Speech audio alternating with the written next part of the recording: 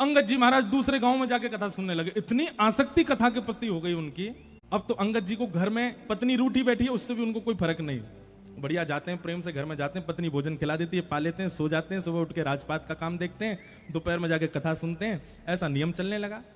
पत्नी के भी मन में होने लगा, पहले तो इनको चिंता थी कि मैं देखती नहीं हूं, अब तो ये चिंतित भी नहीं लगते मुझको। एक दिन गांव में पुनः कथा होने लगी और जैसे ही कीर्तन प्रारंभ हुआ महाराज, तो अंगद जी महाराज पीछे खड़े होकर उछल उछल करके उन्माद नृत्य कर रहे थे। तो ऐसा उन्माद नृत्य कर रहे थे कि महाराज सारी श्रोताओं की दृष्टि चली गई। उसी सत्संग में सबसे आगे बैठी थी अंगद जी की पत्नी, उसको भी नहीं पता था कि पीछे वो हैं, और ना अंगद जी को पता था पत्नी बैठी। तो सब लोग देखने लगे, व्यास जी भी उन्हीं को देखने लगे। तो पत्नी ने कहा कि कौन नृत्य कर रहा है देखूं। तो पीछे देखा तो अंगद जी नाच रहे थे। पत्नी बोली ये मेरे पतिदेव ही हैं। बार बार अपनी आंख मीड़ करके देखे, बोले हाँ लग तो वही रहे। अब उसने अपना मुख छुपाया और कथा में वो पूरी दृष्टि उन पर ही रखी। तो देखिए महाराज जैसे ही कथा हो, भाव आवेश में आकर के रुदन करने लग जाएं, कभी हृदय पर हाथ रखें।